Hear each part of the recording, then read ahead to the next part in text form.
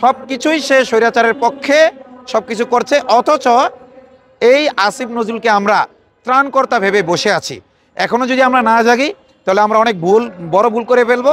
আমাদের বিপ্লব অলরেডি ব্যাহত হয়ে গেছে। বিশেষ করে আমরা যারা মামলা খেয়েছি এবং মামলা বিভিন্ন আলেম ওলামা সহ তাওহীদি জনতা এবং দেশপ্রেমিক জনতার মামলা নিয়ে কাজ করছি। আপনারা যদি দেখে থাকেন, তেজগাঁও থানায় আমার ভূমিকা দেখে অনেকে আমার নাম্বার ওই সময় নিয়েছিলেন বা আমার আইডি আমার পেজ ফলো করা শুরু করেন। যেহেতু সাংবাদিক ইলিয়াস ভাইয়ের সাথে আমি লাইভে ছিলাম ওই সময় অনলাইভ, যার কারণে আমার পেজটা অনেক ওই সময় শেয়ার হয়, অনেকে আমাকে চিনতে পেরেছেন যে আমি দলমত নির্বিশেষে সকল মজলুমদের পক্ষে আছি। যে আমি তথাকথিত রাজনীতিবিদদের মতো না যে মুখে একটা বলবো রাজনীতি ভোট পাওয়ার জন্য। আমার কোনোদিন ভোটের রাজনীতি করার কোনো ইচ্ছা নেই, কখনোই এই পচা রাজনীতিতে যুক্ত হওয়ার ইচ্ছা নেই। আমি সবসময় চাই জনগণের পক্ষে আমার যে আল্লাহ তাআলা কথা বলার শক্তি দিয়েছেন, এই কথা বলার শক্তিটাকে আমি ব্যবহার করতে। তো সেই জায়গা থেকে অনেকেই আমার নাম্বার ওই সময় নিয়েছিলেন। তো এক ভাই পাগলা জাহিদ নামে এক ভাই, উনি ওই দিনও ছিলেন ওইখানে আমাদের তেজগাঁও থানায়। তো উনি আমাকে ফোন দিলেন, ভাই একটা লাইভ দেখছেন? তো উনি আমাকে লাইভটা পাঠালেন, আমার হোয়াটসঅ্যাপ লিঙ্কটা পাঠালেন। তখন আমি দেখলাম ওনার নাম ছিল সম্ভবত কি যেন নামটা বোনের, আমি এই মুহূর্তে আসলে ভুলে গেছি। হ্যাঁ না ওই বোনের নাম, ও বোনের নামটা আমি এই মুহূর্তে ভুলে গেছি। কি শিলা নাকি কি শিলা যেন, হ্যাঁ কি শিলা যেন। তো ওই বোন, আমি আসলে ওনাকে চিনতামও না জানতামও না। তো আমি দেখলাম যে উনি কান্নাকাটি করছেন লাইভে এবং উনি আহত অবস্থায় গিয়েছেন রমনা থানায় এবং উনি ওখানে লাইভে চিৎকার করে কাঁদতেছেন এবং বলতেছেন যে উপদেষ্টা হাসান আরিফের ছেলে আমাকে আহত করেছে, আমার সব ডিভাইস সে নিয়ে গেছে এবং আমার স্বামী স্ত্রীর যে একান্ত মুহূর্তে যেই ছবিগুলো ওনারা তুলেছেন সেইগুলো দিয়ে ওনাকে ব্ল্যাকমেল করছে।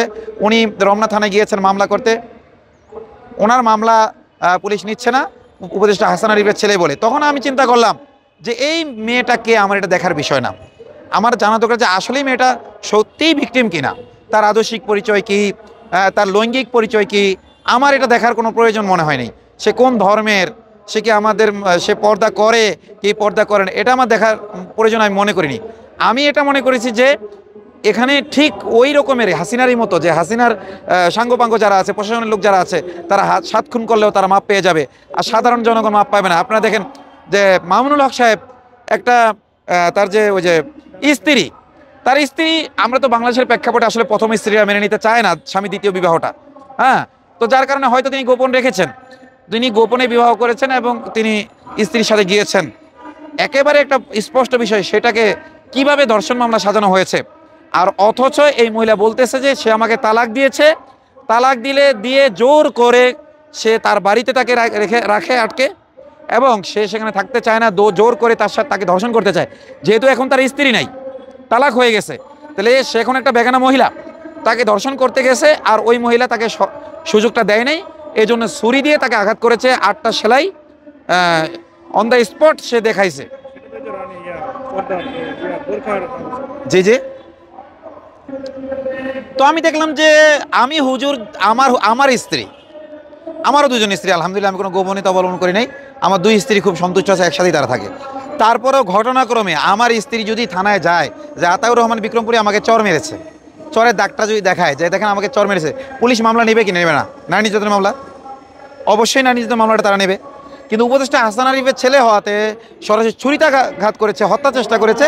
মাথায় আঘাত করার মানে কি ভাই? যেখানে আঘাত করেছে মেয়েটা মারা যেতে পারতো, সেখানে উনি ঢাকা হসপিটালে ভর্তি, মেডিকেল কলেজে ভর্তি হয়েছেন, ঢাকা হসপিটালে। সেখান থেকে উনি ডাক্তারদের রিপোর্ট নিয়েছেন এবং থানায় আসলেন, ওনার মামলা নেওয়া হয়নি। 18-19 ঘন্টা ওনাকে বসায় রাখা হয়েছে যে থানায় ওসি নাই, থানায় ওসি নাই, এর জন্য মামলা নেওয়া যাচ্ছে না, বিভিন্নভাবে বিভ্রান্ত করা হচ্ছে ওনাকে। তখন এরপরে আমরা সরাসরি সেখানে, আমি চাঁদপুরে একটা প্রোগ্রামে ছিলাম, চাঁদপুরে না, হ্যাঁ চাঁদপুরে একটা প্রোগ্রামে ছিলাম, আমি সেখান থেকে চলে আসলাম। শুধুমাত্র এটার জন্য আসছি, আমি আমার নিরাপত্তার জন্য, যে আজকে তার সাথে যেটা করা হচ্ছে কালকে আমার সাথেও এটা করা হতে পারে। আজকে আমি তার জন্য গেলে হয়তো আমার জন্য মানুষ আগে আসবে।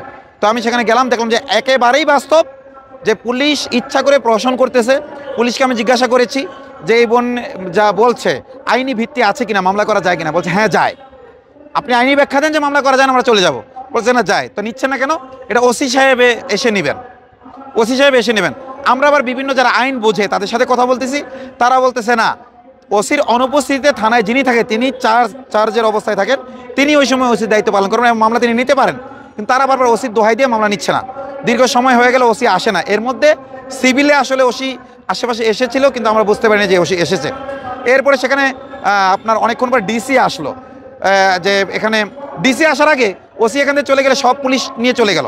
আমরা বললাম যেহেতু থানায় মামলা নেওয়া যাবে না, তাহলে থানা কার্যক্রম স্থগিত থাকুক। আমরা দাঁড়ায় গেলাম যে থানায় কেউ ঢুকতে পারবে না, বের হতে পারবে না। তখন পুলিশ কৌশল করে ওখান থেকে বের হয়ে গেল এবং কিছু মাস্তান পাঠাই দিল, তারা এসে পরিচয় দিল আমরা বিএনপির নেতাকর্মী। তখন আমরা বললাম বিএনপির নেতাকর্মী, তা আমাদের বিরুদ্ধে আপনারা আসছেন কেন? আছেন, জনগণ যেহেতু আসছেন পক্ষে আসেন। আমরা গেট খুলে দিলাম, আসেন থানায় ঢোকেন, কেন এই বোনের মামলা নেওয়া হচ্ছে না, আপনারা কথা বলেন। তখন ওই লোকগুলো আস্তে আস্তে লেজ গুটিয়ে সরে পড়লো। এরপরে সেখানে ডিসি নিজে আসলো। ডিসি আসার পরে বলতে হ্যাঁ মামলা নেওয়া হবে। ডিসি আসার পরেও আপনারা দেখবেন আমার লাইভ আছে, কয়েক ঘন্টা লাইভ, সে বললো লাইভ বন্ধ করেন, মামলা নেব। যেই লাইভ বন্ধ করতেছি মামলা নেওয়ার খবর নেই। আবার যখন লাইভে আসি তখন বলে যে কি মামলা নেব, আবার লাইভ বন্ধ করি, তখন আবার সে গড়িমিশি করা শুরু করলো। শেষ পর্যন্ত অনেক সাংবাদিকরা সেখানে যখন গেল, সেখানে একটা সিন ক্রিয়েট একটা অবস্থা হইলো। শেষ পর্যন্ত ডিসি অনেক মানে আইনের ভুল প্রয়োগ দেখাতে চেয়েছিল, আমরা সেগুলো খণ্ডন করেছি। তো তারপরে শেষ পর্যন্ত সে মামলা তো নিয়েছে, কিন্তু আমরা দেখলাম যে ওই বোনটা আবারও লাইভ টাইপ করতেছে যে মামলা ঠিকই বাধ্য হয়েছে, জনগণের চাপে পড়ে মামলা নিয়েছে, কিন্তু কোনো ধরনের আইনি প্রক্রিয়া প্রয়োগ করা হচ্ছে না বা আসামিকে গ্রেফতার করার কোনো তাদের সদিচ্ছা আমরা দেখছি না। এটা শুধুমাত্র উপদেষ্টা হাসান আরিফের ছেলে হওয়ার কারণে। তো আমরা বলতে চাই যে বৈষম্য বিরোধী আন্দোলনের মাধ্যমে যদি এই দেশ স্বাধীন হয়ে থাকে, তাহলে উপদেষ্টার ছেলের সাথে ছেলে হওয়ার কারণে একরকম আচরণ করা হবে, আমি হুজুর হওয়ার কারণে আমার সাথে আরেক আচরণ করা হবে, এইটা তো তাহলে সেই ফ্যাসিবাদী রয়ে গেল দেশে। এজন্য আমি ব্যক্তিগতভাবে মনে করি বর্তমান সরকার একটা ফ্যাসিবাদী সরকার, এবং লাউড অ্যান্ড ক্লিয়ার আমি বলতেছি এই সরকার একটা ফ্যাসিবাদী সরকার। এই সরকার তার চরিত্র পরিবর্তন করবে, না হলে আবারও হাজারো জনতার শাহাদাতের বিনিময়ে হলেও এই সরকারের পতন আমরা ঘটিয়ে ছাড়বো ইনশাল্লাহ।